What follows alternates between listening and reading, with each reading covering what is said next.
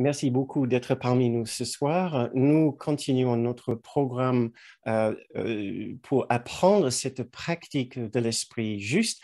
La semaine dernière, nous avons regardé en direction des émotions et des ressentis. Et ce soir, nous allons regarder vers les pensées, vers cette activité mentale qui fait en sorte que notre esprit est souvent, voire très souvent, rempli d'un ensemble de pensées et de croyances, dont certaines nous servent bien et d'autres nous desservent particulièrement. Le rapprochement avec les séances que nous avons faites la semaine dernière, c'est tout simplement que toute émotion et tout ressenti trouve sa source, son origine à un moment ou autre dans une pensée, dans une croyance. Toute pensée, toute croyance donne lieu à des émotions et des ressentis. Donc, pour comprendre l'origine de ces ressentis, ces émotions, ce que nous éprouvons ici dans le monde de la séparation, nous sommes obligés de regarder vers les pensées. Et les pensées sont un sujet particulièrement important dans un cours miracle. Je dirais que c'est probablement le sujet principal en ce qui concerne la guérison proposée par un cours miracle. Et cela parce que le problème à l'origine de notre monde de dualité, de notre existence dualiste, c'était une pensée. C'était une pensée, c'est la pensée de la séparation. Une pensée dans laquelle nous avons tellement cru que nous avons rendu ce monde réel devant nos propres yeux. Voilà, et maintenant, l'objectif est de trouver les erreurs de pensée dans notre esprit, c'est de trouver le système de pensée qui soutient tout un monde faux, tout un faux monde qui apparaît tous les jours devant nos yeux, un système de pensée qui soutient une façon de réfléchir, une façon d'interpréter, de percevoir, une façon de ressentir qui n'est pas forcément juste. Donc, notre plus grand objectif maintenant, c'est de devenir de plus en plus conscient de la nature de nos pensées pour pouvoir les trier et de refuser de suivre l'objectif, suivre la proposition de ces fausses pensées et de n'accepter que les pensées justes, les pensées réelles. Donc, nous lisons ce petit passage dans le cours qui vient du chapitre 30, qui nous aide à comprendre à quel point les pensées sont là en nous. Je vous lis ce passage qui vient du chapitre 30, section 3. Les pensées semblent aller et venir. Or, tout ce que cela signifie, c'est que tu en es parfois conscient et parfois non. Une pensée oubliée naît de nouveau pour toi lorsqu'elle revient à ta conscience. Or, elle n'est pas morte quand tu l'as oubliée. Elle a toujours été là, mais tu n'en étais pas conscient. Donc, notre objectif maintenant, c'est de devenir conscient de ces pensées que nous avons soi-disant oubliées, ce que Kenneth Wapnick nous dit à d'autres moments, les pensées que nous préférons de ne pas voir. Donc, maintenant, nous voulons voir quelles sont ces pensées, la nature de ces pensées, donc devenir très conscient aussi de leur effet sur nous et ce que nous pouvons en faire pour les diminuer et donner la possibilité à d'autres pensées de remplir notre esprit et mener à d'autres expériences et d'autres conséquences. Juste pour finir de la lecture de ce passage, la pensée que Dieu a de toi. Oui, et j'ai envie de dire oui, nous sommes une pensée dans l'esprit de Dieu, d'où l'importance de nous rendre compte du monde des pensées, puisque nous pensons être tout peut-être sauf une pensée de Dieu. Donc, pour continuer à lire, la pensée que Dieu a de toi est parfaitement inchangée par ton oubli. Elle sera toujours exactement telle qu'elle était avant le temps où tu as oublié, et elle sera exactement la même quand tu te souviendras. Et elle est la même dans l'intervalle où tu as oublié. Ce que nous apprenons avec ce passage, c'est que nous sommes cette pensée de Dieu. Et cette pensée de Dieu, c'est ce que nous sommes à chaque instant, que nous nous en souvenons ou pas, que nous ne le voyons ou pas. pour la plupart du temps, nous ne le voyons pas, nous l'avons oublié et nous nous souvenons d'autres pensées à la place. Si ça semble un peu compliqué, j'espère que ça va devenir un peu plus clair au fur et à mesure. Dans un autre passage du premier chapitre, nous disons, les miracles sont des pensées. Les pensées peuvent représenter le niveau inférieur ou corporel de l'expérience ou le niveau supérieur ou spirituel de l'expérience.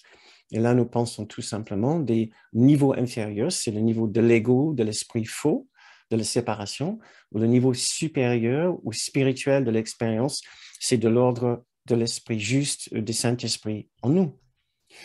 Nous lisons aussi, dans le chapitre 11, chaque pensée aimante que le Fils de Dieu a jamais eue est éternelle.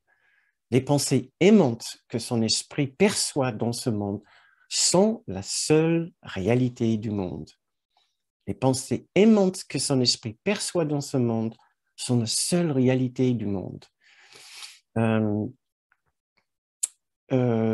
Et nous allons essayer justement de nous rendre compte de ces pensées aimantes pour leur laisser plus de place dans notre esprit et ainsi nous souvenir de celles qui sont nos véritables pensées.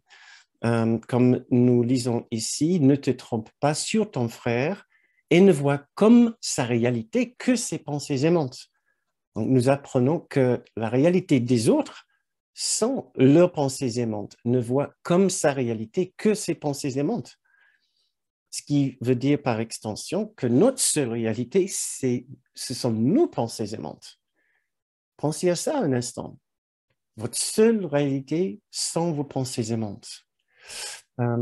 Et ce dernier passage considère alors comment l'interprétation que donne le Saint-Esprit des motifs d'autrui te servira bien en t'enseignant. Le Saint-Esprit nous enseigne à accepter que les pensées aimantes en autrui et à considérer tout le reste comme un appel à l'aide et t'a enseigné que le peur même est un appel à l'aide.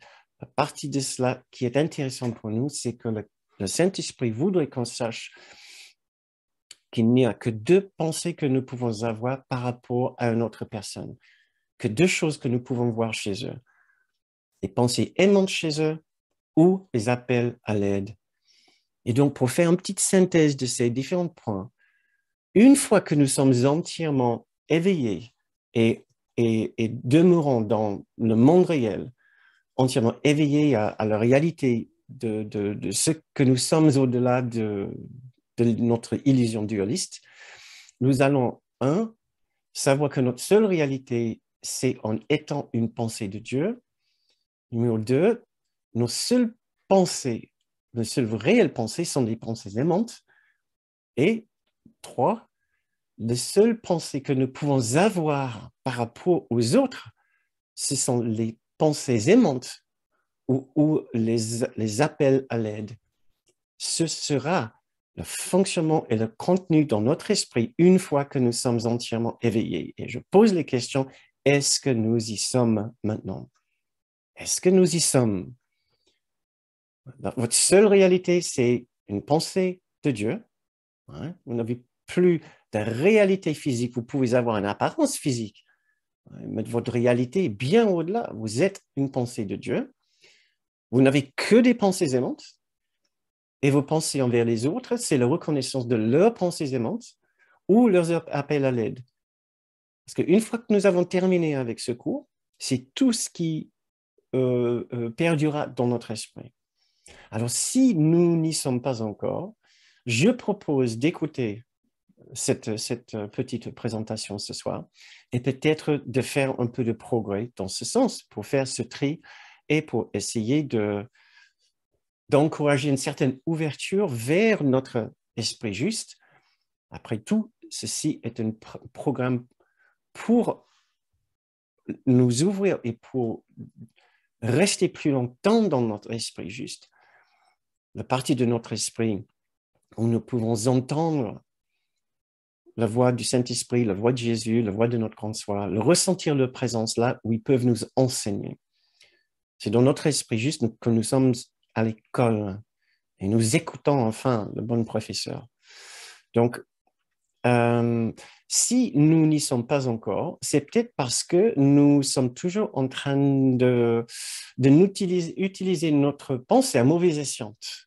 Nous ne pensons pas avec les pensées de l'Esprit juste, nous ne pensons pas avec les pensées du Saint-Esprit. Donc, peut-être nous perdons trop de temps dans les pensées futiles et peut-être nous nous laissons prendre par trop de pensées puissantes, ouais, qui sont très attirantes pour différentes raisons selon les impératifs de l'ego. Nous allons voir ça un petit peu plus tard. La question pour nous sera pourquoi est-ce que les fausses pensées ont tellement de pouvoir, tellement de puissance, tellement de poids dans notre esprit? Puisqu'il se peut que nous donnons beaucoup trop d'importance à certaines pensées qui nous desservent.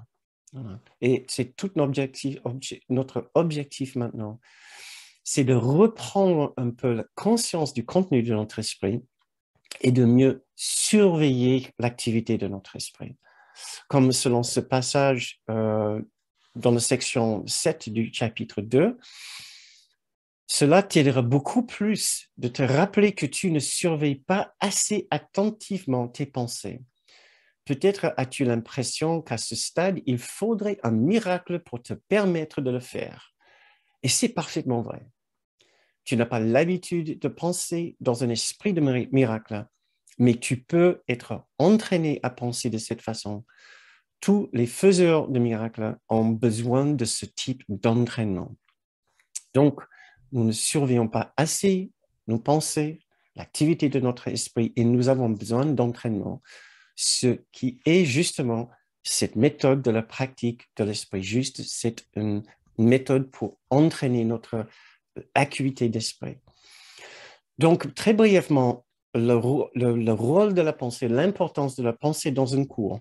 Tout a commencé avec une pensée. Tout d'abord, la pensée de l'unité, la pensée de la perfection, la pensée de l'amour de Dieu, que nous avions envie de quitter. C'était une pensée. Tout a commencé avec une simple pensée. Eh bien, tiens, et s'il y avait autre chose que cette ennuyeuse unité? Et c'est comme si ça s'était produit, juste le fait de croire à ce qui était au début une proposition. Et s'il y avait autre chose? Et on a investi cette pensée avec de la force et de la conviction.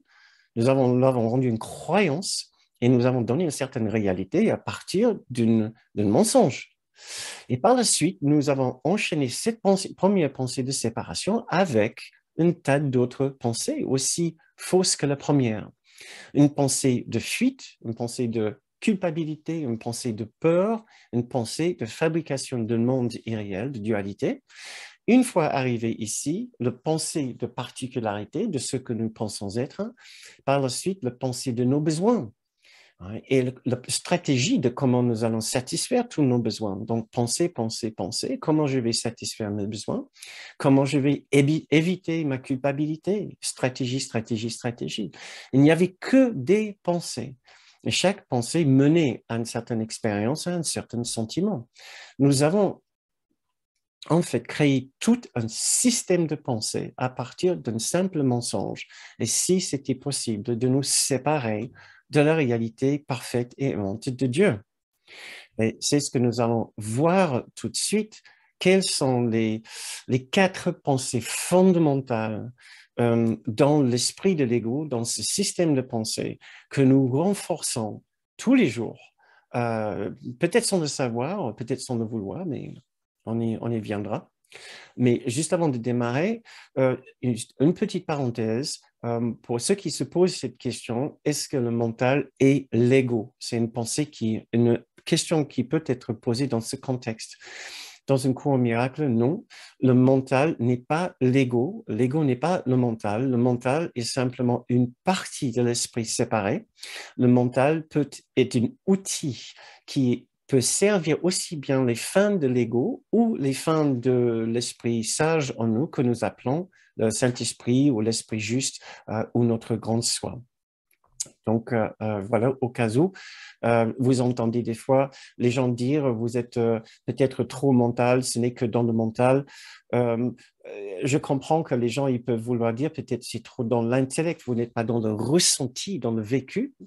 C'est pour ça que nous avons aussi introduit dans cette méthode de la pratique de l'esprit juste, nous avons introduit beaucoup plus de ressenti pour traiter ça en même temps que le mental et l'intellect. Mais voilà, cette petite distinction entre le mental et l'ego. Petite question pour vous tous. Comment est-ce que l'ego utilise la pensée contre nous? Parce que vous pouvez en être sûr, il n'utilise pas pour d'une façon bienveillante pour notre bien-être. Je ne sais pas si vous avez des suggestions, parce que nous allons vite répondre à cette question, mais je préfère ou j'avais envie aussi de vous poser cette question d'abord. Comment est-ce que vous pensez que l'ego utilise la pensée contre nous pour maintenir sa série de mensonges dans notre esprit? Si vous avez des idées, vous pouvez le mettre dans le fil de chat et je peux les lire. Une autre question du même genre, c'est de quel genre de pensée se serait-il pour nous fourvoyer? Vous pouvez répondre à l'une des questions ou les deux, si vous avez envie. Comment l'ego utilise-t-il la pensée contre nous? Parce que c'est ce qu'il fait.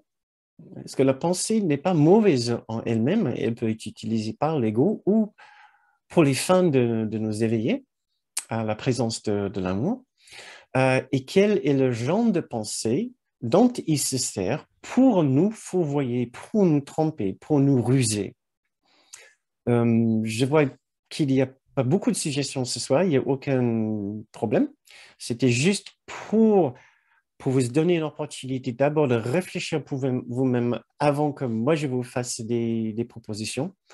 Je trouve toujours bénéfique de faire juste un petit battement, une petite pause avant de vous donner ce que je pense sont mes idées de solutions ou des réponses à ces questions. Donc, je vois quelques réponses comme entrée, une pensée de culpabilité. Une autre personne, l'ego amène des pensées de haine, colère et mépris pour accentuer notre séparation dans notre esprit. Ce que je suis tout à fait d'accord.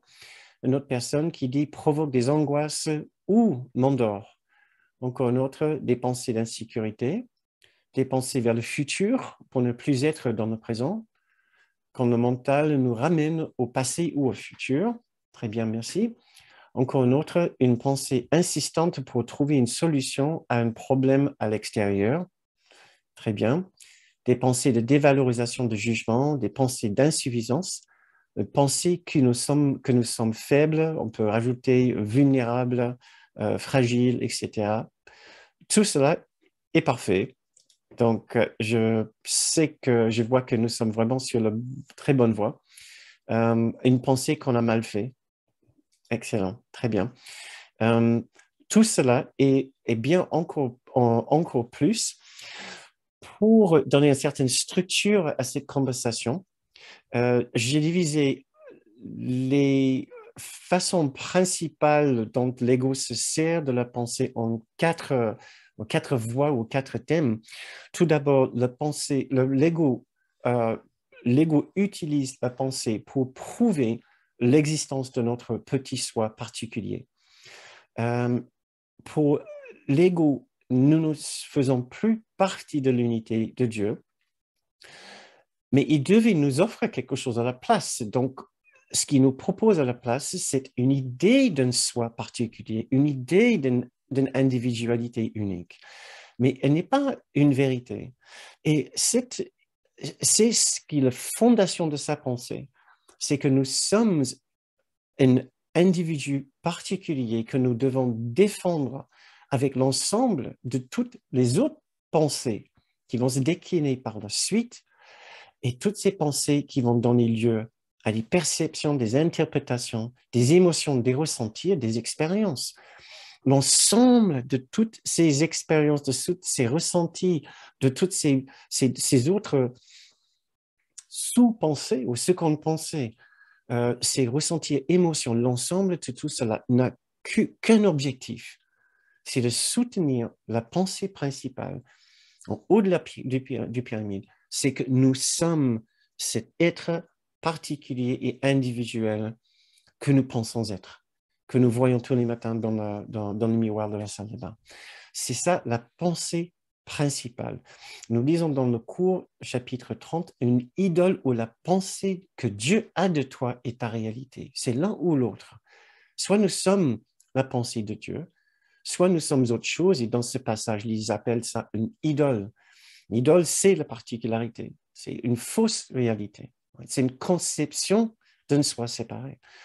Et toutes nos autres pensées sont là, toutes nos émotions, toutes nos expériences, tous nos ressentis, nos sentiments sont là pour donner relief à cette idole que chacun appelle par son nom. Nous lisons aussi par rapport à nos pensées réelles et nos fausses pensées dans la leçon 51. Ces pensées ne signifient rien en parlant de nos petites pensées de tous les jours. Ces pensées ne signifient rien.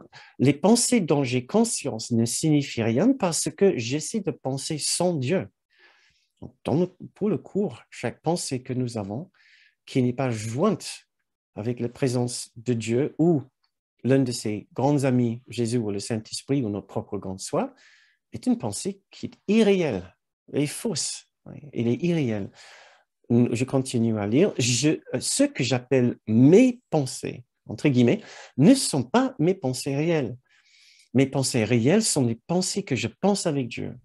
Je n'en ai pas conscience parce que j'ai fait mes pensées pour qu'elles prennent leur place. Voilà. Donc, nous devons, sur ce chemin, apprendre à distinguer entre nos pensées réelles et nos fausses pensées.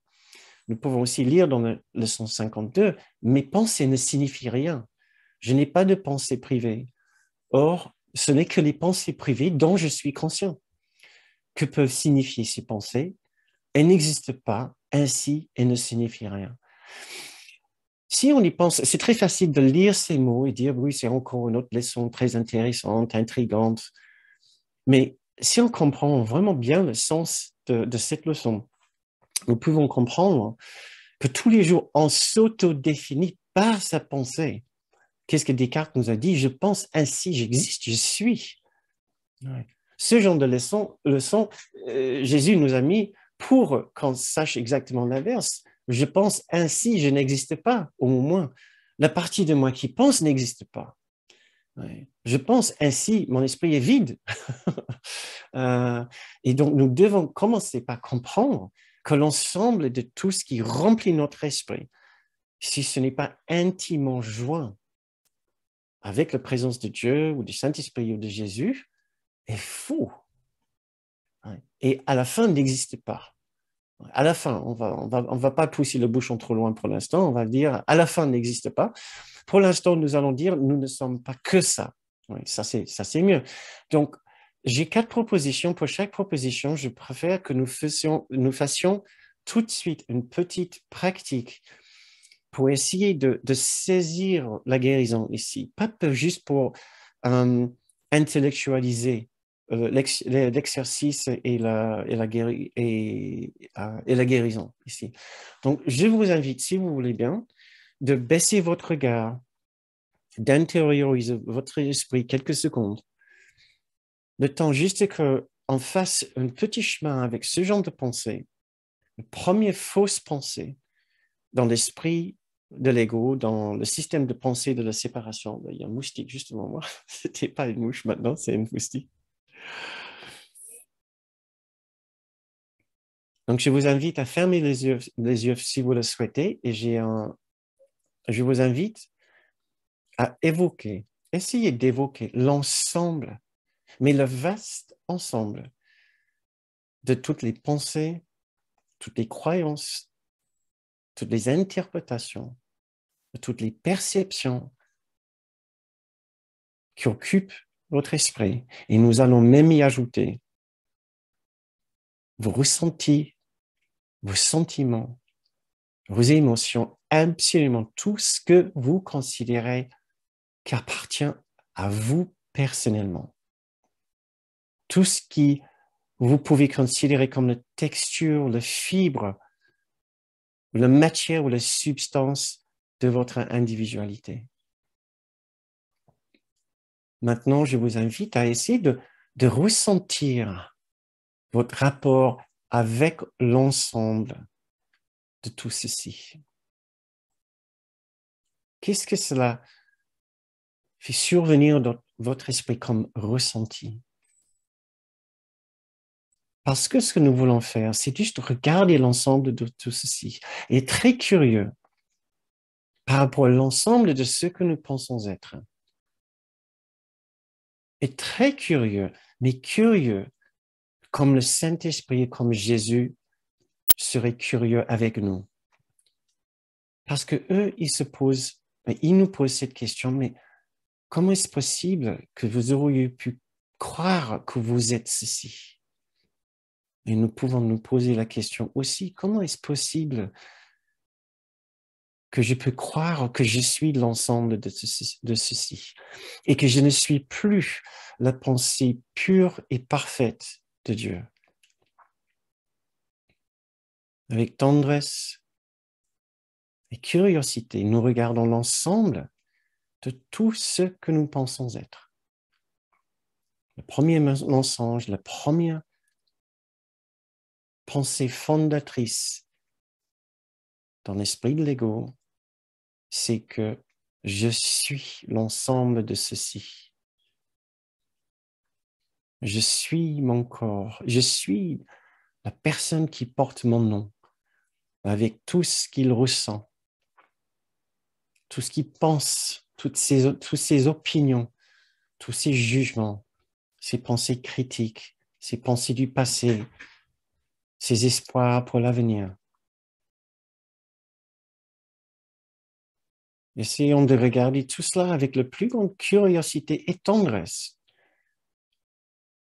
pour cette fausse pensée. Regardons cela aussi sans peur.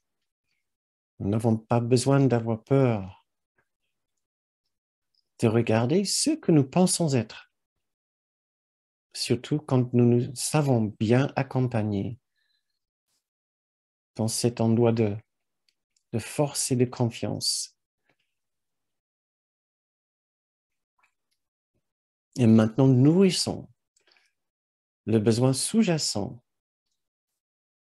ce qui est cette question, mais si je ne suis pas ceci, mais qu'est-ce que je suis? Que suis-je? Et écoutons bien à l'intérieur. Écoutons bien à l'intérieur. Vous êtes le saint enfant de ton Père qui t'aime. Tu fais partie intime de son propre être. Tu es une pensée dans l'Esprit de Dieu. Tu n'as jamais été rien d'autre. Tu ne seras jamais rien d'autre. Cela est ta seule réalité.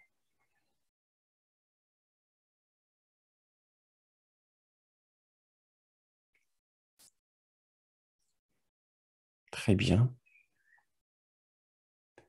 Je vous invite à ouvrir les yeux pour continuer notre exploration des 4 pensées fondatrices de l'ego. La deuxième pensée, c'est la pensée de la culpabilité. L'ego en nous utilise la pensée, utilise notre esprit et la pensée pour prouver notre faute et pour prouver notre culpabilité. Au moment d'avoir accepté la séparation, l'ego s'est vu avec un gros problème. La séparation étant impossible, il fallait nous convaincre qu'elle était réelle.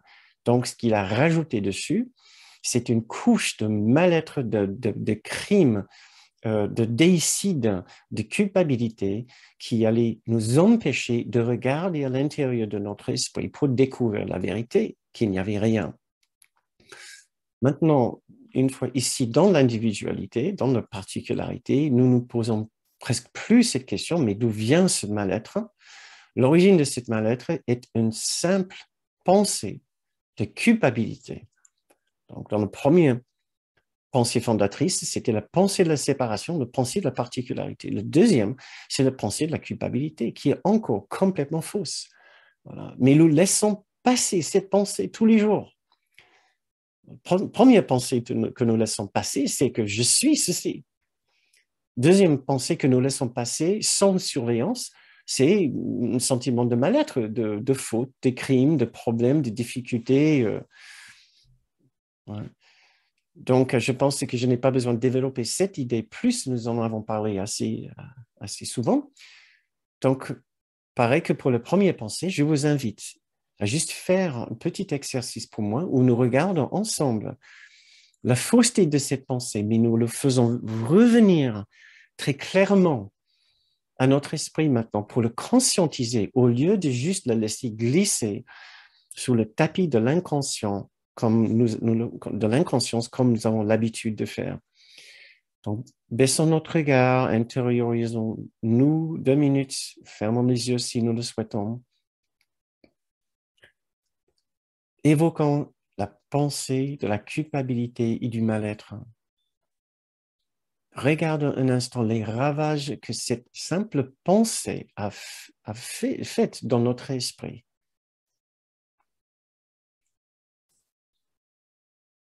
Regardons les ravages que cette pensée fait dans notre esprit tous les jours.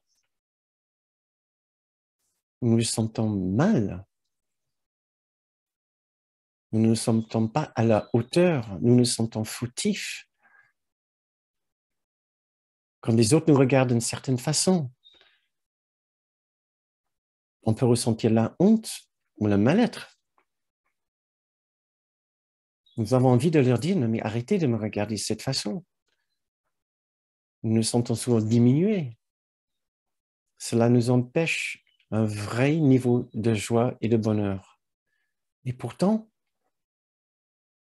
nous le laissons glisser sous le tapis, glisser sur les barrières de contrôle.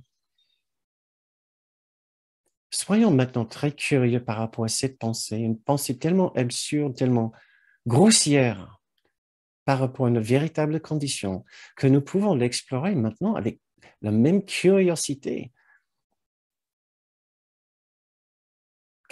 avec laquelle le Saint-Esprit est capable de regarder cette pensée.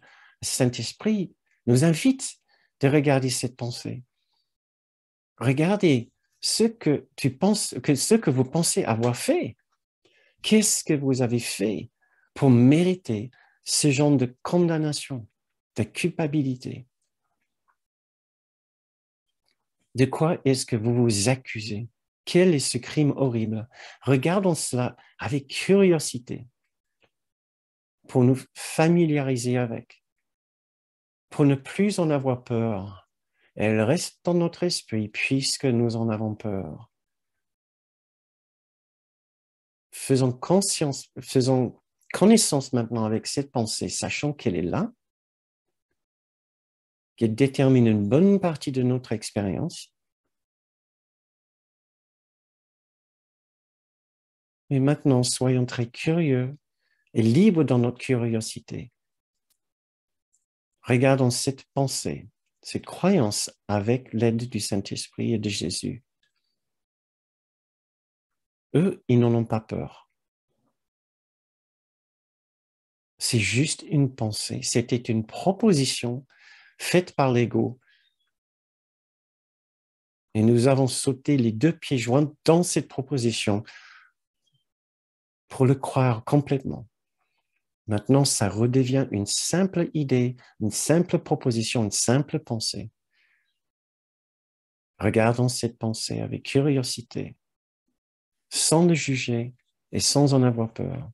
Et maintenant, apportons la nourriture qu'il nous faut, la guérison qu'il nous faut pour défaire cette pensée. Il suffit simplement que nous nous souvenons de notre véritable condition d'impeccabilité et de perfection. C'est tout.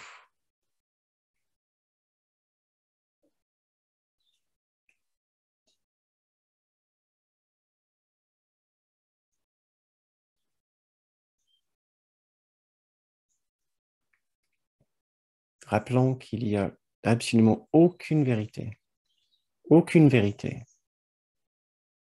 dans cette pensée de culpabilité. Souvenons-nous de la leçon 93. La lumière, la joie et la paix demeurent en nous. Notre impeccabilité est garantie par Dieu. Notre impeccabilité est garantie par Dieu. Notre innocence est garantie par Dieu.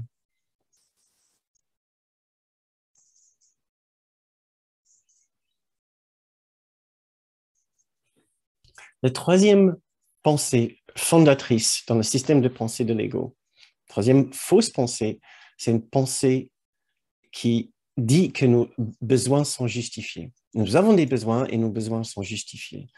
La première pensée, notre individualité, séparation. Le deuxième, culpabilité. Et maintenant, une pensée qui cherche à justifier nos besoins. Et tous les jours, nous passons beaucoup de temps dans notre esprit à penser à nos besoins, à nos envies, à ce qu'il nous faut pour être heureux dans ce monde. Parce qu'une personne qui a dit, nous regardons toujours vers l'extérieur pour voir ce qu'il nous faut pour être heureux, porter notre attention vers l'extérieur. Et nous fabriquons, nous élaborons des stratégies pour satisfaire nos besoins. Pensée après pensée après pensée par rapport à nos besoins. L'ensemble de ces besoins qui sont faux. Faux du point de vue de l'esprit juste, c'est-à-dire quand nous revenons un instant dans le profond paix de l'esprit juste, nous pouvons voir qu'une immense partie de ces besoins disparaissent. Quels sont nos vrais besoins dans l'instant précis, dans l'instant saint, dans l'instant de perfection? Nous en avons très peu. Nous avons juste des besoins physiologiques et physiques de survie. Mais nous n'avons plus besoin émotionnel, nous n'avons plus besoin affectif, nous n'avons plus besoin psychologique, puisque ces besoins sont entièrement satisfaits dans la profondeur et la perfection de l'esprit qui est en nous, de ce magnifique esprit qui est en nous. Donc, nous pouvons regarder encore, apporter un certain soin, une certaine attention de l'esprit juste, de notre esprit juste, sur cette pensée fondatrice de l'ego, c'est que nous avons des besoins. Et pensons un instant à l'ensemble de ces besoins et essayez de ressentir le désir, le profond sentiment de manque sur lequel ces besoins sont basés. Et essayons maintenant, si vous le souhaitez encore, juste faire ce petit exercice où nous nous intériorisons et nous plongeons dans la profondeur de notre esprit juste et nous essayons de recontacter cet endroit en nous où ces besoins ne sont plus présents, tout simplement, pour voir la grande fausseté et folie de nous focaliser autant sur ces besoins. Autant sur ces besoins. Un peu, d'accord, parce que nous avons toujours un petit soi. Mais est-ce que nous dosons vraiment l'importance que nous donnons à ces besoins? Pensons-y. Et avec moi, faisons cette petite réflexion, contemplation, si vous voulez bien. Essayez de ressentir justement l'intensité qui peut prendre parfois l'ensemble de ces besoins de notre esprit, un intense désir pour quelque chose, un intense sentiment de manque. Essayons de ressentir un instant l'intensité de ce sentiment qui dit « il me faut ». Qu'est-ce qu'il me faut? Mais je ne serai jamais heureux si je n'ai pas ceci. Je crève d'envie de. Je ne veux qu'une chose, c'est cela. Essayons maintenant d'explorer cette pensée avec la même curiosité que le Saint-Esprit voudrait que nous apportions sur ce sentiment maintenant. Du point de vue du Saint-Esprit, il est curieux. Il nous demande, mais regarde ceci avec moi. Mets-toi à côté de moi. Mets-toi à côté de l'amour de Dieu en toi. Le Saint-Esprit qui dit, tu es si profondément aimé. Dieu offre absolument tout ce que tu veux dans ce lieu saint de ton esprit. Maintenant, raconte-moi encore ce que tu penses qu'il te faut dans ton monde. Soyons curieux par rapport à toutes ces choses que nous pensons si nécessaires, si absolument nécessaires pour notre bonheur et notre satisfaction.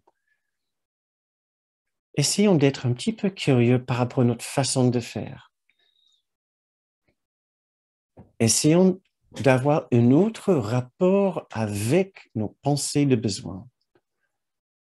Au lieu de croire cette pensée aussi rapidement, aussi vite la prochaine fois, nous pouvons changer notre rapport avec cette pensée. Nous pouvons toujours l'avoir, mais maintenant, au lieu que ce soit des besoins,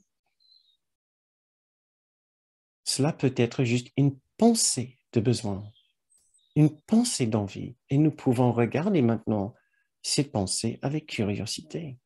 Tiens, pourquoi est-ce que je pense si intensément cette idée qu'il me faut ceci à tout prix? Pourquoi? Et qu'est-ce que je peux en faire?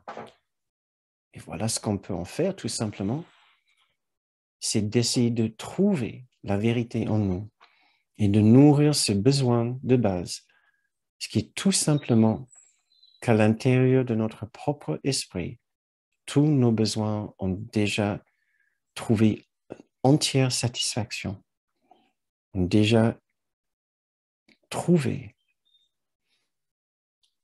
la complétude.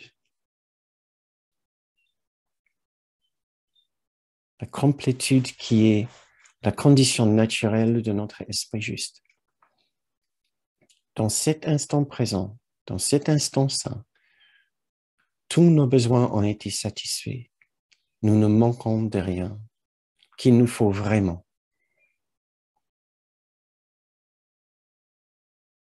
Partageons avec moi juste ce petit instant de clarté par rapport à cette pensée de besoin,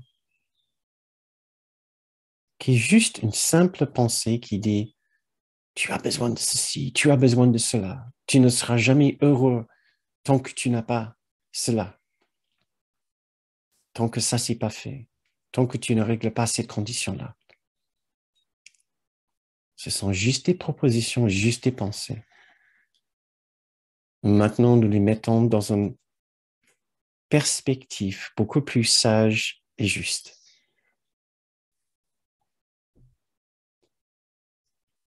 Et maintenant, tournons-nous à la dernière pensée fondatrice du système de pensée de l'ego, c'est la pensée de la douleur. L'ego utilise tous les moyens à sa disposition pour prouver que nous sommes souffrants et pour prouver que notre douleur est justifiée. Et il est très inventif à ce sujet. Nous pouvons avoir un problème avec absolument tout et n'importe quoi. Tout peut nous déranger. La façon dont la caissière m'a regardé, la façon dont elle a réglé mes achats. Au magasin, aux grandes surfaces, il y a une multitude de différentes possibilités pour démontrer une absence de paix, une absence d'amour, une absence de bonheur. Tous les jours, nous sommes extrêmement créatifs, extrêmement inventifs par rapport aux choses qui nous dérangent. Voilà. Tout cela basé sur un mensonge fondamental, c'est que ici, je suis souffrant. Je suis dans la souffrance. Premièrement, bien sûr, une sorte de souffrance psychique. Après, il y a aussi les souffrances physiques, mais ceux qui rajoutent vraiment une couche très, très douloureuse sur une condition physique difficile, c'est la souffrance psychique, c'est le pensée de victime, d'être victime, que cela m'arrive à moi et c'est complètement injuste et je dois être un raté, je dois être tellement nul. Nous ajoutons vraiment beaucoup de souffrance sur juste une simple condition physique si nous ne faisons pas attention. Donc, je vous invite maintenant à mettre une lumière sur cette pensée qui dit « tu es souffrant ». Tu es souffrant. peu importe la raison, peu importe la façon dont nous avons l'habitude de le justifier, juste la pensée qui dit tu es souffrant. Voilà. Et regardons cette pensée. Ce n'est jamais pour dire que les circonstances de nos vies sont vraiment adéquates, sont bonnes, sont même favorables à faire ce genre de prière. Parce que nous pouvons aussi être temporairement dans une situation particulièrement difficile. Et à ce moment-là, si ce genre d'exercice ne vous convient pas, s'il vous plaît, ne le faites pas, tout simplement. Il y a d'autres exercices que vous pouvez faire pour vous aider. Cet exercice, nous le faisons à un moment quand nous avons une certaine disponibilité d'esprit, quand les choses se sont calmées un petit peu et nous pouvons regarder la façon dont nous abordons généralement la vie dans son ensemble et pas simplement pendant une période assez traumatisante. Donc, je vous invite, si vous êtes juste dans une période de réflexion normale de votre vie, et vous pouvez prendre un peu de recul et observer votre façon de faire habituellement par rapport à l'existence, par rapport à votre vie en famille, votre vie économique, votre vie professionnelle, votre vie en tant que citoyen de ce pays, en tant que citoyen de la planète. Regardez quelle est votre approche, quelle est la tonalité de votre rapport avec l'existence en général. Est-ce qu'il y a des aspects de souffrance ou est-ce qu'il y a un profond sentiment de bien-être et de confiance et de force? Alors, je vous invite à faire ce petit exercice avec moi si vous le voulez. Ouais. Juste d'observer cette pensée qui dit « je peux souffrir ». Je peux souffrir et je peux par la suite très facilement aussi expliquer, justifier ma souffrance en termes des choses de ce monde, au lieu de retourner à l'intérieur et de chercher à comprendre s'il n'y a pas une part de mensonge, une part de proposition de pensée de la part de l'ego que je transforme très vite en conviction, en croyance, en justification, en explication et en expérience et en émotion et en sentiment ressenti. À l'origine, il n'y a qu'une simple proposition de souffrance de la part de l'ego. Ouais. Donc, je nous invite à évoquer une idée de souffrance, une pensée de souffrance, peut-être même une image de souffrance quelconque à notre esprit. Invitons cette pensée. Maintenant, regardons l'ensemble de cette idée de souffrance. Quel est notre rapport avec notre souffrance? Est-ce que nous le voyons simplement comme une proposition? Est-ce que nous le voyons comme quelque chose de terriblement horrible et de difficile et de pénible? Et de voir la souffrance et d'essayer de l'explorer tel que le Saint-Esprit en nous, ou notre grand guide Jésus, ou notre grande soi, nous encouragerait de faire. À être simplement comme les petits-enfants presque, à nous intéresser à ce phénomène de souffrance. Quelle est sa dimension? Quelle est sa taille? Quelle est sa couleur? Quelle est sa dimension? La nature de sa substance, est-ce qu'elle est dure? Est-ce qu'elle est lisse? Est-ce qu'elle a des bords arrondis ou des bords coupants? S'il nous focalisons ainsi dessus, si nous focalisons notre attention ainsi sur la souffrance comme un phénomène dans notre esprit, nous pouvons la voir se transformer, muter, évoluer, changer de couleur, changer de nuance. Notre souffrance n'est pas ce que nous avons toujours cru. Elle est à l'origine une proposition de la part de l'ego qui vient de sa proposition de séparation. Mais maintenant, ici, dans notre esprit juste, nous avons l'opportunité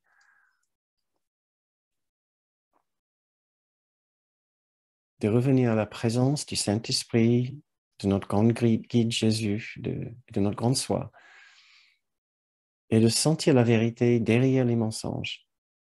Nous ne sommes pas cet être séparé, individualisé, fautif et souffrant.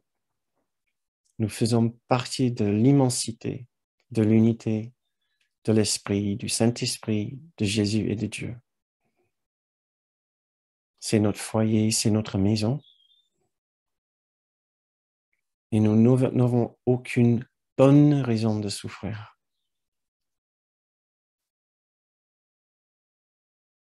Nous n'avons plus aucune bonne raison de souffrir quand nous revenons dans la sainteté de notre esprit juste.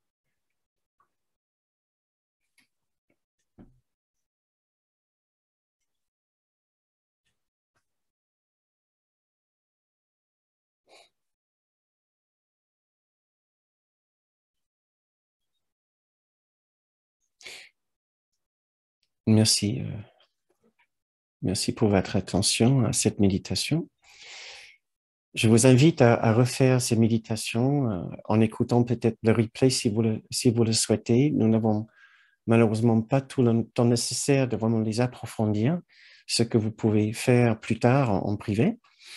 Pour finir cette séance, j'ai envie juste de vous poser les questions. Pourquoi, si ces propositions ne sont pas si compliquées que ça, pourquoi est-ce que nous ne les faisons pas? Qu'est-ce que nous sommes en train de faire à la place? Notre esprit ne s'entraîne pas de cette façon. Notre esprit nous emmène à faire autre chose.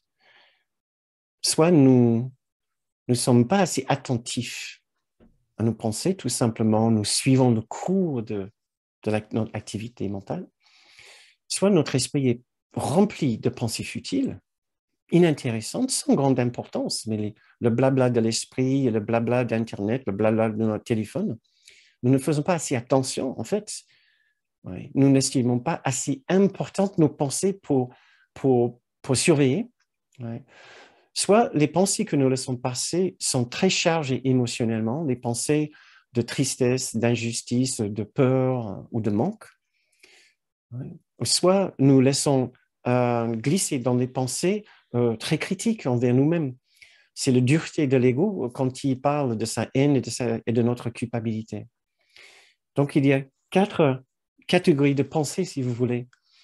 Soit une inattention générale, soit notre pensée est remplie notre esprit est rempli de pensées simplement futiles, soit des pensées émotionnellement chargées, injustice, tristesse, etc., ou soit des pensées très critiques. Je vous invite juste à essayer de réfléchir pour vous-même quel est le genre de pensée avec lesquelles vous trouvez que votre esprit est principalement préoccupé. Quelle est votre façon de faire?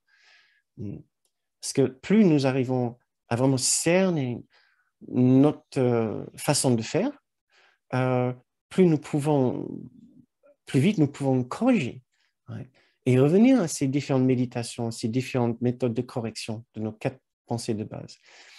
Mais tout d'abord, nous devons savoir quelle est notre façon de ne pas faire attention ou d'activer notre esprit, mais pas de la bonne façon. Et je ne suis certainement pas en train de dire que nous n'avons que des mauvaises pensées ou que des mauvaises habitudes de penser. Loin de ça, j'espère.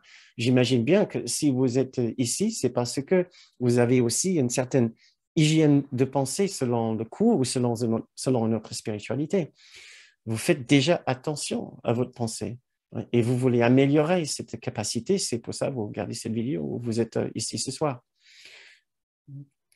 Donc, nous parlons juste de la partie de notre esprit sur laquelle nous n'avons pas encore apporté cette lumière, la lumière de l'esprit juste.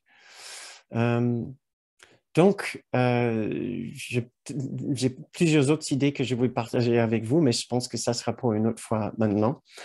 La dernière pensée, c'est peut-être tout simplement que, comme nous lisons dans ce passage ici qui vient de la leçon 185, nous voulons la paix de Dieu. Mais si nous voulons la paix de Dieu, il va falloir que nous le pensions vraiment et ne penser que ça. comme selon ces phrases ici. Je veux la paix de Dieu. Dire ces mots, ce n'est rien. Mais les penser vraiment, c'est tout. Si seulement tu pouvais les penser vraiment, deuxième fois, ne serait-ce qu'un instant, ne serait-ce qu'un instant, il n'y aurait plus de chagrin possible pour toi sous aucune forme que ce soit, en aucun endroit ni aucun moment. Le ciel serait rendu complètement à ta pleine conscience, la mémoire de Dieu entièrement restaurée et la résurrection de toute la création pleinement reconnue.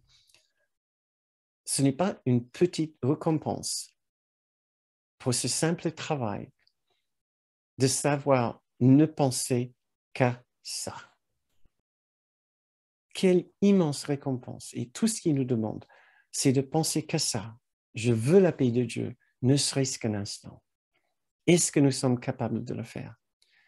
Alors, vous voyez, on a besoin de rassembler tout le pouvoir de notre esprit, toute la force de concentration et d'attention maintenant, et ne pas laisser partir à droite, à gauche dans des pensées futiles ou destructrices une partie de notre attention, une partie de notre désir, de notre volonté. Donc voilà, et je pense que cela va déjà très bien pour notre soirée. J'ai juste envie de vous lire ce dernier passage peut-être pour terminer notre séance ce soir. Donc, vous pouvez l'écouter comme une petite méditation si vous avez envie de fermer les yeux. Nous sommes une pensée dans l'Esprit de Dieu. Il suffit juste que nous enlevions les fausses pensées pour le reconnaître et le ressentir. Voici le passage du chapitre 30, section 3. Au-delà de toutes les idoles et la pensée que Dieu a de toi.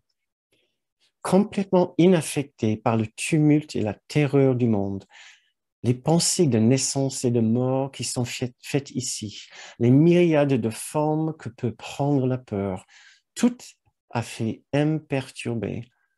La pensée que Dieu a de toi reste exactement telle qu'elle a toujours été, entourée d'un calme si complet que pas un bruit de bataille ne s'en approche le moindrement. Elle repose en certitude et en paix parfaite. Là est gardée en sécurité ta seule réalité, complètement inconsciente de tout le monde qui adore les idoles et ne connaît point Dieu. En parfaite sûreté de son inchangeabilité et de son repos en sa demeure éternelle, la pensée que Dieu a de toi n'a jamais quitté l'esprit de son Créateur, qu'elle connaît comme son Créateur connaît qu'elle est là.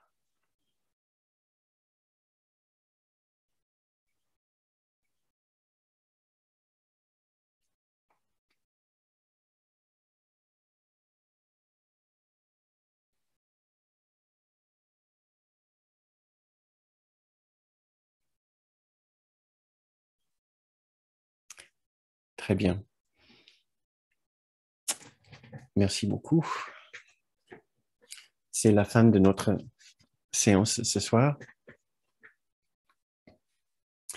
J'espère que vous avez passé un bon moment à réfléchir à l'ensemble de ces exercices et ces pensées avec nous. Il y a encore beaucoup à dire, mais bon, ça sera pour une autre fois. Beaucoup à nous enseigner, à nous apprendre par rapport aux pensées.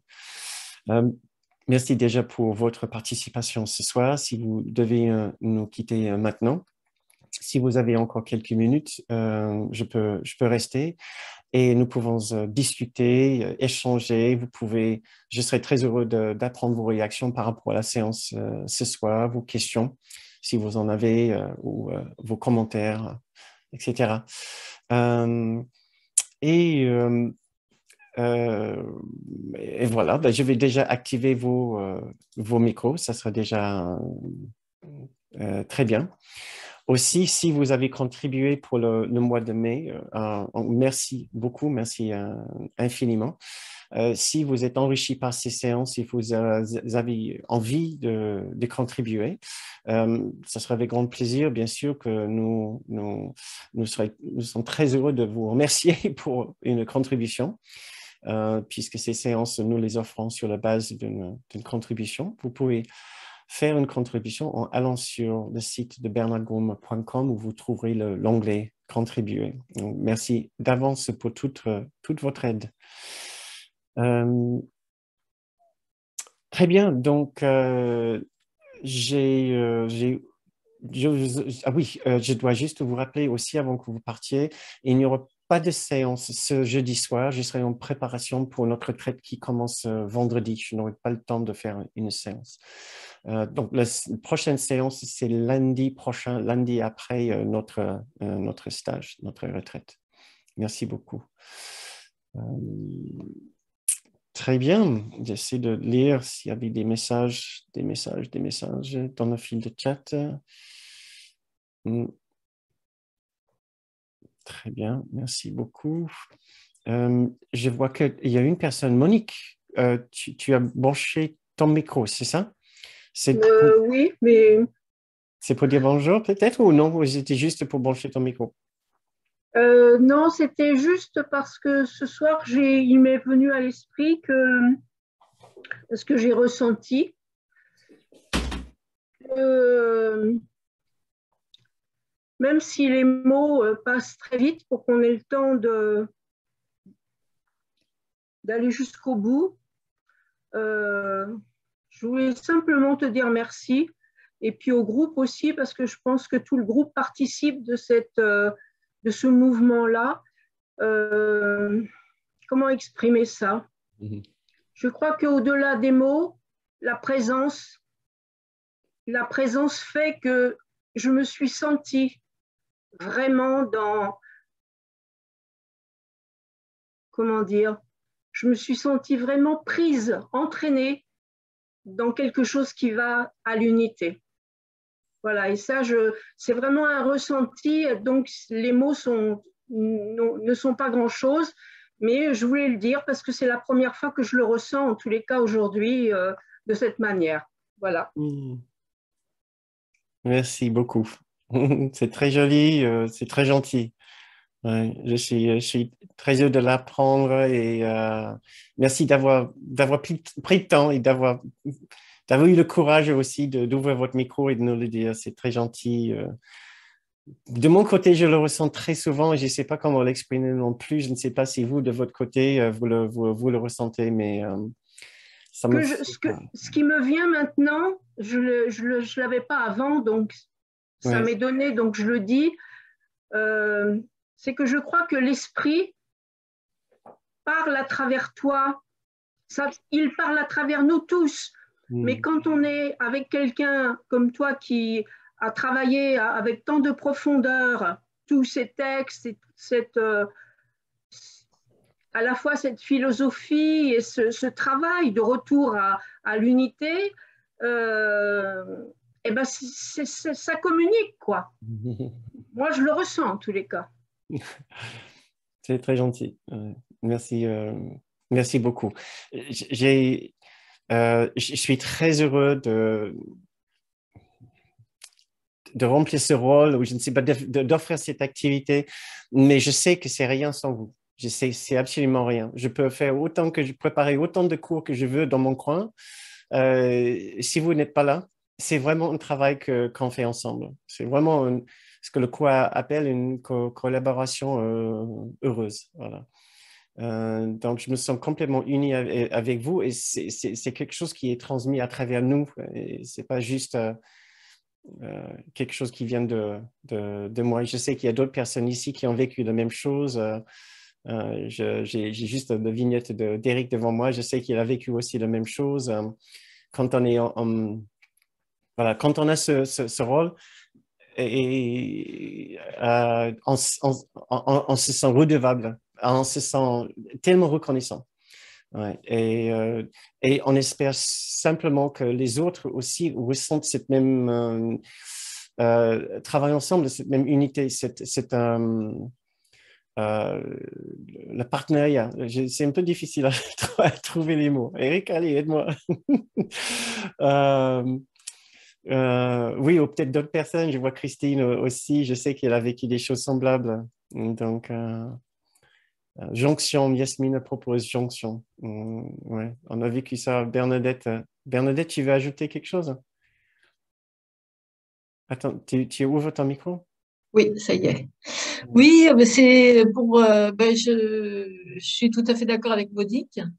On a cette motivation en fait qui nous fait venir ici, c'est de se retrouver dans le même partage et qui nous fait ressentir cette unité. Donc, c'est super intéressant et super agréable. Donc, voilà. Puis pour te remercier aussi, donc je remercie Monique et je te remercie aussi pour la séance parce que ça m'a apaisée.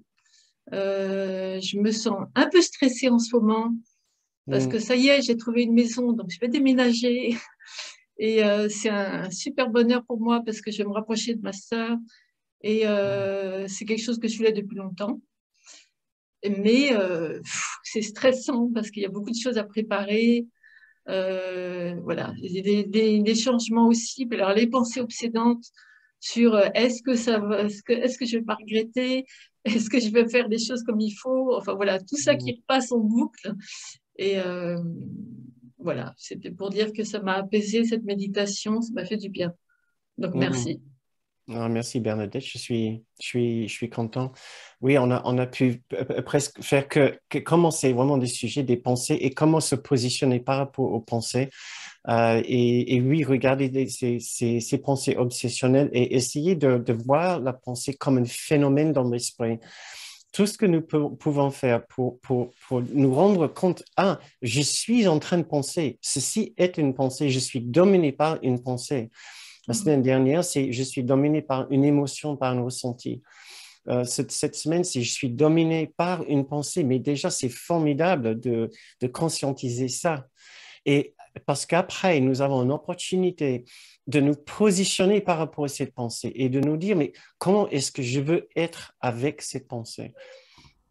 Ça me donne l'opportunité, le choix de le croire, de le suivre, d'investir toute ma conviction et du pouvoir de mon esprit, ou juste de le regarder comme une proposition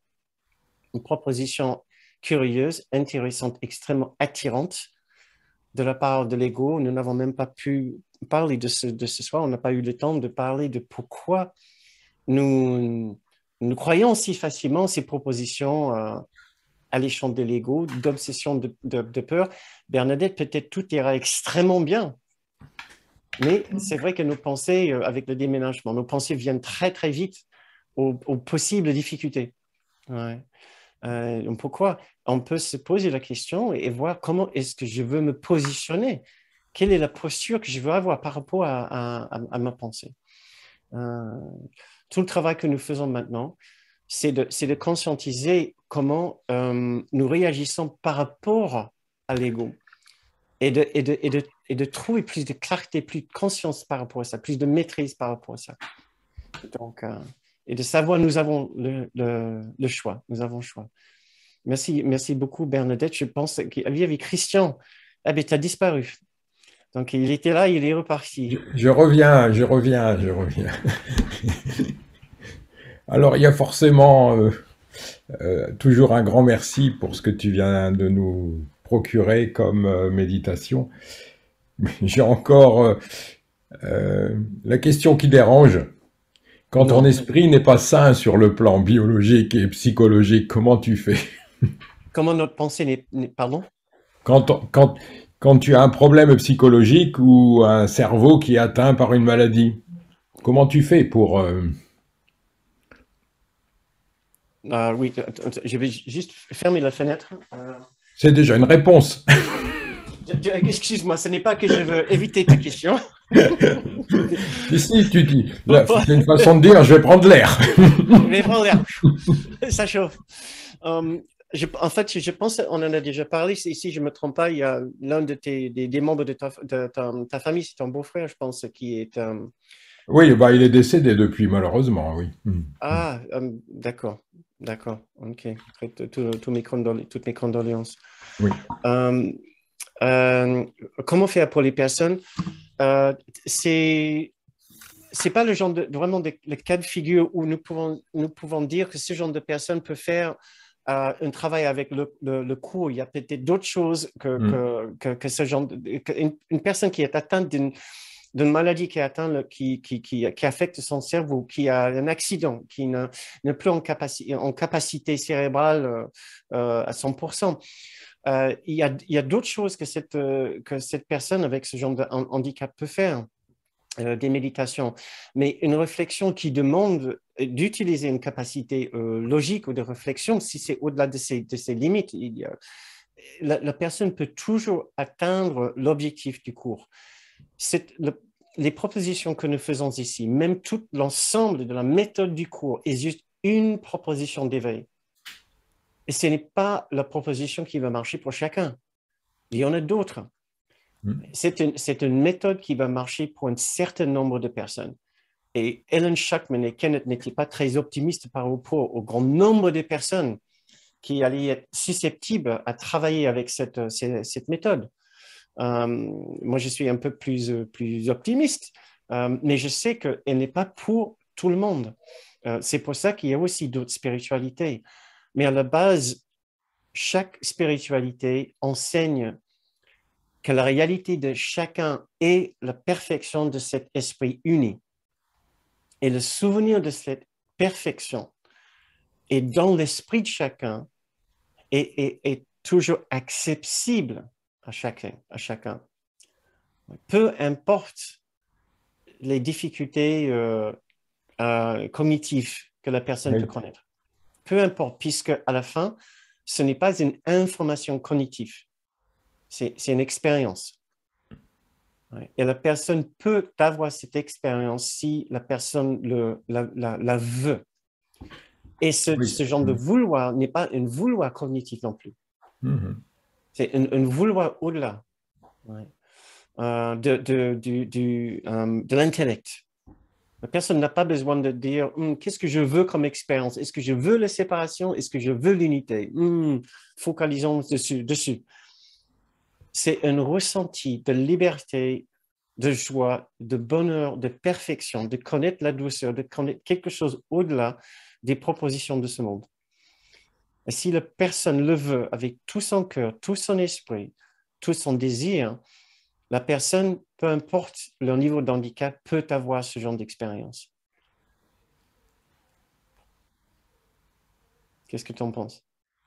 Je suis assez d'accord avec ta réponse, d'autant que pour revenir à cette expérience vécue, qui est celle de mon beau-frère que tu as eu la bonne mémoire d'évoquer, au-delà de ses contorsions physiques, effectivement, dans les dernières périodes de sa vie, on voyait que c'était plus la même personne et qu'il avait quelque part dépassé ce stade donc d'une sorte d'expérience intime que nous on ne peut pas décrire, on ne sait pas ce qui se passe à l'intérieur de lui-même, quoi. Mais malgré qu'il était dans des conditions physiques très très difficiles, il se dégageait quand même de lui un certain sentiment de sérénité qui laissait supposer qu'il avait traversé quelque chose, quoi. Il avait passé traverser un voile ou une étape, enfin je ne sais pas quel mot il faut employer, mais ça va dans le sens de ce que tu viens de dire, qu'on peut avoir des expériences au-delà de facultés purement mentales, cognitives et du bon fonctionnement classique, conventionnel du cerveau. Ça c'est très très possible. Enfin, maintenant, ça n'est pas mesurable avec nos instruments classiques. Voilà. Pauvre être humain qui a besoin de ces instruments de mesure voilà. pour être convaincu de quelque chose. Je suis content d'apprendre que tu as ressenti ou que vraisemblablement, il y a eu un changement, une transformation dans son esprit, qu'il a pu quitter cette cette façon tellement malheureuse et douloureuse d'éprouver sa vie. Oui. D'accord, oui. Il a dû avoir un certain soulagement derrière. Oui, on peut dire cela comme ça. Enfin, oui. D'accord. Même si l'état physique ne s'est pas amélioré bien au-delà, mais je pense qu'au niveau de l'âme, on va dire, quelque chose se transforme. Ok, oui. Très bien. Je ne sais pas si d'autres personnes présentes ici ce soir ont eu l'expérience des proches ou ont connu des amis qui ont vécu des expériences semblables. Quelqu'un qui semble, au-delà d'être atteint par les maux, peut-être dans un lit d'hôpital, connaissent une sorte de changement évidente, voilà, aux yeux des autres. Même si la personne n'est plus en état de réfléchir tel qu'on parle, de réflexion consciente. Donc, Eric, tu as ouvert ton micro? Oui, bonsoir. Mais merci beaucoup pour ce soir. Merci. Et je pensais juste très rapidement à ce que disait Christian, pour la bonne et simple raison, c'est qu'on en a fait la lecture là pendant plusieurs semaines du livre de Ken Wapnick, Pardonner nos limitations. Et pardonner nos limitations, il y a tout un, il traite évidemment des limitations en général qui deviennent la voie royale aussi pour apprendre les leçons de pardon du Saint-Esprit, que ça prenne la forme du courant miracle ou pas. Mais il y a tout un chapitre, il parle vraiment beaucoup à un moment donné du handicap, ce qu'on juge comme le handicap physique. Et donc ça me faisait penser à ça. C'est un livre vraiment super intéressant et voilà, ça a fait l'objet de plusieurs semaines de lecture en groupe qui ont été enregistrées. Et voilà, ça me faisait penser à ça, ce que tu disais, Christian. Je ne sais pas si tu veux mettre le lien. Peut-être, Eric, Je l'ai pas tout de suite. Oui, c'est possible que les replays sont disponibles sur ma chaîne. J'ai une petite chaîne YouTube. C'est très compliqué à trouver. C'est Eric Nas. Voilà. Il y a deux livres, donc deux lectures qu'on a faites, puisque c'est un diptyque. La première, c'était non, la dernière, c'était Pardonner nos limitations, et le premier, c'était Le pouvoir guérisseur de la bonté. Voilà. Et la question du handicap est traitée par Ken Wapnick dans Pardonner nos limitations, dans, je crois, si ce n'est le premier chapitre, le deuxième. Les deux livres sont vraiment magnifiques. Ouais. Oui. Très parlant de notre expérience. Oui. Ouais. Donc, voilà. Très bien, mes amis. Je ne sais pas. Ah, Christine, coucou. Oui, je voulais juste dire, pour compléter ce que disait Christian, enfin moi, pour aller dans le même sens, quand mon papa est décédé, en fait, quelques minutes avant sa mort, donc il était vraiment très, très agonisant, hein. Je pense qu'il avait plus trop... il avait plus trop ses facultés, quoi. Et vraiment, quelques instants avant de partir, il a eu vraiment... il s'est tourné comme ça, on a eu vraiment l'impression qu'il avait quelque chose qui a éclairé son visage et on a eu vraiment il ne pouvait pas parler, mais on a eu vraiment l'impression qu'il y avait quelque chose qui se passait qui était très spirituel, en fait. Et après, quand il est passé de l'autre côté, quelques minutes après, il y avait une atmosphère dans la pièce très profonde, incroyable, en fait. Il avait voulu que je récite le Notre Père, en fait, en boucle. Et en fait, je l'ai fait pendant longtemps. Et en fait, voilà, moi, j'ai vraiment l'impression qu'au-delà des facultés qu'on peut avoir normales, mentales, bien au-delà, il y a effectivement la connexion spirituelle est là, quoi. Et voilà, là, je l'ai vraiment vu. Et moi, personnellement, non seulement ça m'a énormément touchée, mais aussi ça m'a, pendant assez longtemps, complètement enlevé la peur de la mort parce que j'ai senti la présence à travers lui. C'est passé à travers lui, mais je l'ai vraiment, vraiment senti, quoi. Voilà. Donc... Merci. Merci Christine, très beau. Avec vous. Merci beaucoup, très beau partage, très, très beau témoignage. Ouais, super. Sur ce, peut-être on peut... Ça nous donne une très bon esprit peut-être pour terminer cette séance ce soir. Merci pour ces témoignages et c'était très touchant. Et écoutez, au grand plaisir de vous voir, donc pas ce jeudi prochain, ce jeudi cette semaine, mais lundi prochain, où nous allons parler de la bonté, tout simplement la joie du Saint-Esprit, la joie de Jésus, hein, parce que nous avons parlé de choses assez complexes, assez dures. Et maintenant, nous allons passer à quelque chose de beaucoup plus léger. Très bien. Et si on branche nos micros, si vous ouvrez vos micros pour qu'on puisse se dire au revoir avec beaucoup de tendresse pour continuer dans le même élan, dans le même chaleur, esprit chaleureux.